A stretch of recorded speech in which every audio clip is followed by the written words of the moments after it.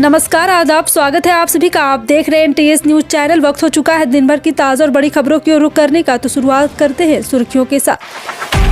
थाने में बिना दस्तावेज के कई बांग्लादेशी भाजपा नेता का दावा। इंडिया स्टेट वाला बयान राहुल गांधी के लिए बना मुसीबत, केस दर्ज। केंद्र की बातचीत के न्योते के बाद 121 किसानों ने तोड़ा अनशन। उत्तर प्रदेश के सरकारी कर्मचारियों को मिलेगा बम्पर पैसा, 8वें वेतन आयोग से बढ़ जाएगी सैलरी। दिल्ली चुनाव 2025, दिल्ली सीट पर फंस गई आप, परवेश वर्मा के दावे पर अरविंद केजरीवाल। इजराइल हमास के बीच युद्ध विराम पर संशय, नहीं मिली बंधकों की सूची। जी हाँ, एक एक करके पूरी खबर आपको विस्तार से बताएंगे, लेकिन उससे पहले अगर आप चैनल पे नए हैं तो चैनल को सब्सक्राइब कर लीजिए, वीडियो को लाइक जरूर कर लीजिए और आप किस राज शहर से न्यूज को देख रहे हैं कमेंट में जरूर लिखिए। चलिए वीडियो को स्टार्ट करते हैं। बता दें, भाजपा के वरिष्ठ नेता किरीट सोमैया ने दावा किया कि बांग्लादेशी नागरिक बिना वैध दस्तावेज के ठाणे के एक श्रमिक शिविर में रह रहे हैं। यहीं से अभिनेता सैफ अली खान के हमलावर को गिरफ्तार किया गया था। पूर्व सांसद ने ठाणे पुलिस आयुक्त से कावेसर श्रमिक शिविर में तलाशी अभियान चलाने का अनुरोध किया। साथ ही साथ आपको बता दें कि जिस तरह से बांग्लादेशी पर किरीट सोमैया आरोपी को पकड़ने के लिए मुंबई पुलिस का धन्यवाद किया। कांग्रेस नेता और लोकसभा विपक्ष के नेता राहुल गांधी को भाजपा आरएसएस के साथ ही इंडिया स्टेट की भाजपा में लड़ाई वाले बयान को लेकर मुसीबतों का सामना करना पड़ रहा है। जी हां, आपको बता दें कि बयान को लेकर राजनीति विरोध झेल रहे राहुल गांधी ने एक बार फिर से गुवाहाटी के पान बाजार पुलिस स्टेशन में एफआईआर दर्ज की गई। कांग्रेस नेता के खिलाफ गुवाहाटी के पान बाजार थाने में शनिवार को बीएनएस के तहत गैर जमानती धाराओं में यह केस दर्ज किया गया। आरोप है कि राहुल ने भारत के संप्रभुता, एकता, अखंडता के खतरे को डालने का बयान दिया। शिकायतकर्ता मोंजी चेतिया ने आरोप लगाया कि राहुल का बयान अभिव्यक्ति की स्वतंत्रता की सीमाओं का उल्लंघन है। केंद्रीय मंत्री और भाजपा अध्यक्ष ने राहुल गांधी पर निशाना साधा है। उन्होंने भाजपा के संविधान गौरव अभियान में बोलते हुए कहा, राहुल गांधी को इतिहास की जानकारी नहीं। नड्डा ने कहा, राहुल को पता है कि नहीं कि उनके पिता, दादी, परदादा ने संविधान के साथ कैसे छेड़छाड़ की थी। नड्डा का यह बयान राहुल गांधी के उस बयान पर पलटवार के तौर पर देखा जा रहा है जिसमें उन्होंने कहा था कि भाजपा और आरएसएस ने इस देश की हर एक संस्था पर कब्जा कर लिया है। अब हम भाजपा, आरएसएस और भारतीय राज से ही लड़ रहे हैं।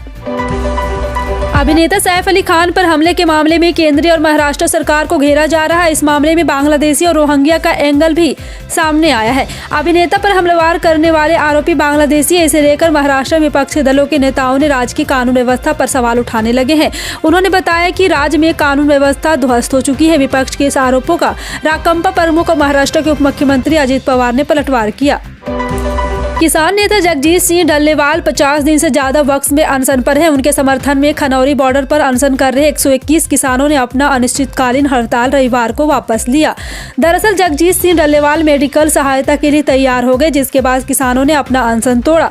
26 नवंबर को अनशन पर बैठने के बाद से वो मेडिकल सहायता लेने से इनकार कर रहे थे। पीटीआई रिपोर्ट के मुताबिक हालांकि शुक्रवार को केंद्र ने 14 फरवरी को किसानों की मांग को लेकर वार्ता का न्योता दिया, जिसके बाद डल्लेवाल मेडिकल सहायता लेने के लिए राजी हो गए। सुप्रीम कोर्ट की ओर से फरवरी 2024 में चुनावी बॉन्ड योजना को निरस्त करने के बाद प्रूडेंट इलेक्टोरल ट्रस्ट की कॉर्पोरेट डोनेशन में भारी वृद्धि देखने को मिली है। 2023 से 24 में ट्रस्ट ने कुल 1075.7 करोड़ रुपए की डोनेशन राशि हासिल की, जिसमें से 3/4 राशि फरवरी 16, 2024 और मार्च 2024 के बीच आई है। केंद्र सरकार के 8वें वेतन आयोग की स्थापना की घोषणा के बाद उत्तर प्रदेश के सरकारी कर्मचारियों में उम्मीदें बढ़ गई है।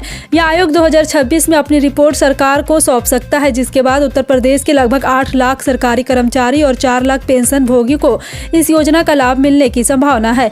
केंद्र सरकार ने जिस 8वें वेतन आयोग के गठन को मंजूरी दी है, उससे सरकारी कर्मचारी के वेतन में 25% से 30% तक की बढ़त होने की उम्मीद है। राष्ट्रीय राजधानी दिल्ली में इन दिनों विधानसभा चुनाव की सरगर्मियां जोरों पर है। इस बीच आम आदमी पार्टी के राष्ट्रीय संयोजक और पूर्व मुख्यमंत्री अरविंद केजरीवाल ने एक बार फिर बीजेपी पर हमला बोला है। केजरीवाल ने अपने वाहन पर हुए कथित हमले के एक दिन बाद रविवार को कहा कि उन्होंने दिल्ली में चुनाव प्रचार के दौरान कभी ऐसा नहीं देखा जब एक पूर्व मुख्यमंत्री पर यहाँ पे इसके साथ ही उन्होंने नई दिल्ली विधानसभा सीट से भारतीय जनता पार्टी के उम्मीदवार परवेश वर्मा के इस दावे को भी हास्यास्पद बताया कि केजरीवाल यह सीट से 20,000 वोटों से हारने जा रहे हैं।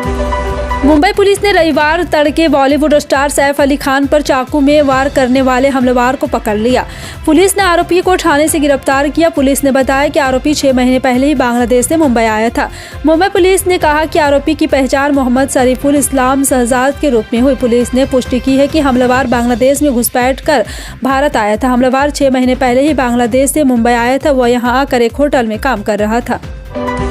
इजराइल हमास युद्ध में लंबे समय से लोग सीज फायर का इंतजार कर रहे हैं, लेकिन रविवार को यह उस वक्त स्थगित हो गया जब प्रधानमंत्री बेंजामिन नेतान्याहू ने कहा कि यह तब प्रभावी नहीं होगा जब तक फिलिस्तीन आतंकवादी समूह रिहा किए जाने वाले बंधकों की सूची उपलब्ध नहीं करा देते। हमास ने युद्ध विराम की शर्तों के प्रति अपनी प्रतिबद्धता की पुष्टि करते हुए कहा, पहले समूह में रिहा किए जाने वाले लोगों का नाम उपलब्ध कराने में देरी तकनीकी कारणों से हो रही है। हालांकि इस पर हमास ने कहा है कि वह किसी भी वक्त बंधकों की सूची इजराइल को सौंप सकता है।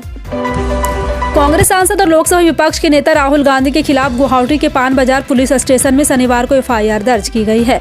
आरोप है कि राहुल ने भारत की संप्रभुता, एकता और अखंडता को खतरे में डालने वाले बयान दिए। बीएनएस की धारा 152 के तहत दर्ज एफआईआर गैर जमानती है, यानी अगर राहुल गांधी की गिरफ्तारी होती है तो उन्हें जमानत के लिए सीधे कोर्ट जाना पड़ेगा। एफआईआर गुवाहाटी हाईकोर्ट के वकील मोनजीत चेतिया ने दर्ज कराई है। दिल्ली के पूर्व मुख्यमंत्री अरविंद केजरीवाल ने रविवार सुबह सफाई कर्मचारियों के लिए घोषणा की। उन्होंने कहा कि अगर केंद्र सरकार सब्सिडी पर जमीन दे तो हम उस पर मकान बनवाकर आसान किस्तों में सफाई कर्मचारियों को मालिकाना हक देंगे। दिल्ली में जमीन का मामला केंद्र के अधीन है, इसलिए पीएम मोदी को इस संबंध में पत्र लिखा है और केजरीवाल ने कहा है कि इस उम्मीद करते हैं कि प्रधानमंत्री इसके बारे में राजी होंगे। भारतीय जनता पार्टी को जल्द ही नया अध्यक्ष मिलने जा रहा है। संगठन को फरवरी तक चयन प्रक्रिया पूरी होने की उम्मीद है। माना जा रहा है कि दिल्ली विधानसभा चुनाव के बाद बीजेपी को नया अध्यक्ष मिल जाएगा। दिल्ली में 5 फरवरी को विधानसभा चुनाव की वोटिंग है और 8 फरवरी को नतीजे आएंगे। ऐसे में बीजेपी का पूरा फोकस दिल्ली चुनाव पर है और जीत के लिए संगठन पूरा जोर लगा रही है। ऐसे में जेपी नड्डा के अध्यक्ष रहते ही बीजेपी दिल्ली विधानसभा का चुनाव लड़ेगी। मणिपुर पुलिस ने काकचिंग जिले से प्रतिबंधित उग्रवादी संगठन यूनाइटेड पीपुल्स पार्टी ऑफ कोंगलाईपी (यूपीके) के एक्सेस को गिरफ्तार किया। एक अधिकारी ने रविवार को इसकी जानकारी दी। उन्होंने बताया कि उग्रवादी को शनिवार को काकचिंग के हिंगालाम प्लाई पंगाल के इलाके से गिरफ्तार किया गया था। सुरक्षा बलों ने एक कार्बाइन मैगजीन, 303 मैगजीन, एक हैंड ग्रेनेड और डेटा डोनेटर, गोला बारूद और अन्य सामान जब्त किया है। महाराष्ट्र सरकार ने जिलों में संरक्षक मंत्री नियुक्त कर दिए हैं। इससे उप मुख्यमंत्री अजित पवार को पुणे के अलावा बीड जिला भी आवंटित किया गया है। इसे लेकर एनसीपी के शरद पवार अध्यक्ष जयंत पाटिल को अजित पवार पर निशाना साधा। उन्होंने कहा है कि सरपंच की हत्या के बाद बिगड़ती स्थिति को लेकर अजित पवार को बीड का संरक्षक मंत्री बनने में रुचि दिखाई है। उन्होंने कहा कि संरक्षक मंत्रियों की नियुक्ति की आलोचना करने का कोई मतलब नहीं है। अब यह देखना होगा कि संरक्षक मंत्री कैसा प्रदर्शन करते हैं। अमेरिका के नवनिर्वाचित राष्ट्रपति डोनाल्ड ट्रंप शपथ लेने के बाद चीन के दौरे पर जाएंगे। वॉल स्ट्रीट जर्नल की रिपोर्ट के मुताबिक ट्रंप चीन के संबंधों को गहरा करने के लिए बीजिंग की यात्रा करना चाहते हैं। उन्होंने अपने कार्यकाल के 100 दिनों के अंदर ही यह दौरा करने की इच्छा जताई है। ट्रंप ने चुनाव प्रचार के दौरान चीन पर टैरिफ बढ़ाने की बात कही थी। इसके बाद से दोनों देशों के बीच तनाव बढ़ा है। ट्रंप ने अपने शपथ ग्रहण के लिए जिनपिंग को आमंत्रित भी किया है। जिनपिंग ने उपराष्ट्रपति हान जोंग को शपथ ग्रहण में भेजने का फैसला किया है। दिल्ली के मुख्यमंत्री आतिशी ने रविवार सुबह प्रेस कॉन्फ्रेंस कर केजरीवाल पर हुए हमले को लेकर भाजपा कार्यकर्ताओं पर नए आरोप लगाए। उन्होंने कहा केजरीवाल पर भाजपा के 3 गुंडों ने हमला किया। ये तीनों कॉरिडोर क्रिमिनल थे जो केजरीवाल की हत्या करना चाहते थे। तीनों पर चोरी, डकैती से लेकर हत्या तक के प्रयास के मामले दर्ज है। और बता दें, आतिशी ने कहा है कि ये आम कार्यकर्ता नहीं, सधे हुए गुंडे हैं। चुनाव में हार को देखते हुए भाजपा बौखला गई है। वो केजरीवाल की जान लेने पर उतर आई है। हमलावरों में पहला राहुल उर्फ सैंकी था और ये भाजपा के नेता है। परवेश वर्मा का बेहद खास है। इसके अलावा दूसरे हमलावर का नाम रोहित त्यागी है। रोहित भी परवेश वर्मा का प्रचारक है। तीसरा शख्स सुमित है। इस पर चोरी डकैती का केस भी दर्ज है। उत्तराखंड सरकार 26 जनवरी से राज्य के समान नागरिक संहिता लागू करने के लिए पूरी तरह से तैयार है। ऐसा करने वाला उत्तराखंड देश का यहाँ पे पहला राज्य होगा। बता दें कि इससे पहले नियम और कार्यान्वयन समिति की सलाह के बाद सरकार ने कुछ बदलाव को समीक्षा के लिए विधायी विभाग को भेजा था। समीक्षा किए गए नियमों को विभाग द्वारा अप्रूव किया गया है। समीक्षा किए गए नियमों का कल धामी और धामी कैबिनेट द्वारा पारित किए जाने की संभावना है। वहीं इस कानून को लेकर कर्मचारियों के लिए ब्लॉक स्तरीय प्रशिक्षण सत्र चलाया जा रहा है, 2025 के 22 जनवरी तक पूरा करने की उम्मीद है। बता दें, उत्तराखंड के मुख्यमंत्री पुष्कर सिंह धामी ने कहा था जनवरी से उत्तराखंड में समान नागरिक संहिता लागू हो जाएगी। सीएम धामी ने कहा कि राज्य सरकार ने अपना होमवर्क पूरा कर लिया है और जनवरी 2025 से पूरे राज्य में समान नागरिक संहिता लागू हो जाएगी। फिलहाल आपका इन सभी खबरों पर क्या कहना है, कमेंट सेक्शन में टाइप करके जरूर बताएं। मिलते हैं अगली बड़ी खबर में, तब तक के लिए जय हिंद।